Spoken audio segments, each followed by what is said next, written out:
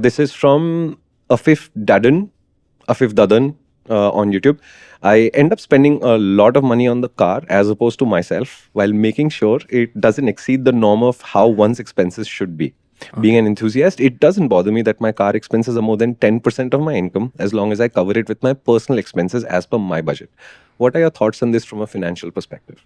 Excellent, man. Huh. I think he's nailing the formula. Yeah? And I I think, think he's not. no, No. I think 10% is low. What I thought, like 10% is on the lower side. But if he's being able to do that comfortably, and if he feels that he's taking all the care that he needs to for the car, I think you should be spending more. there I knew what it was. Only 10%. Only 10%? I mean, come on. The rule is that of what you're earning, 30% goes to savings, 30% goes towards your house rental or house loan or whatever, and the remaining is for you to live your life. So obviously, 30% can be done, right?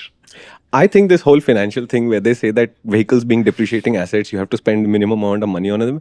This is based on the idea that, look, you need to prioritize tomorrow's savings over living today. And I honestly cannot buy into that perspective. I just cannot. To me, to live a good life, you have to do the stuff you enjoy, and that takes priority over what happens tomorrow as a fear thing that has to happen. So I see all the financial advice about how 30% of your incomes must be saved, and I see the logic of it, and I'm not disputing that. But if it takes away from the quality of life today, I don't know that it's worth it. I don't know that I would do it. I don't know if that number needs to be 30 or 20 or 10 or 15, but to me, I must be happy to do the things I do today. And if that means instead of this 10%, it becomes 15%, 15%. That's a very Yes, say it. man living on his own terms advice. So, those of you with families and kids, there's that little caveat thrown in there.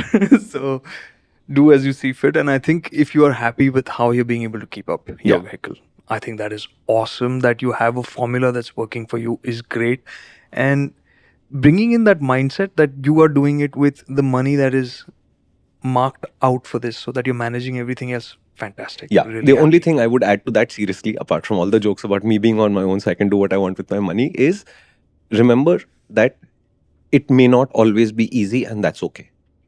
You will have to give up some stuff to be able to do other stuff. I've said this before and I'll say it again. I don't do a lot of stuff people my age or my demographic profile would do because I choose to spend that time and money acquiring motorcycles that I'd love to ride, acquiring gear that I'd like to own, etc. These are my aspirations, so I don't do those things. So, do I have a really fancy music system? All of my classmates do. I don't. I bought something decent enough many years ago, knowing it would last me forever. Have I ever spent any more money on those things? No. Where has that extra money that I saved there gone into all of this? Yes, but yeah, I do have the latitude of I am the only one I have to take account of. So. I made fun of him. Now I'm feeling bad. But he's also front loaded some of the big things in life that would be expenses early at the right stage.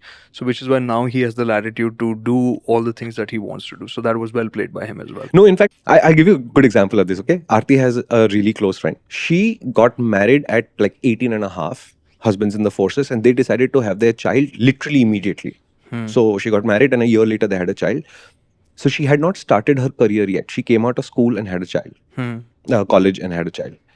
And that allowed her to bring this child up to the age of 4 or 5, and that child became stable in the school system. Then she started her career.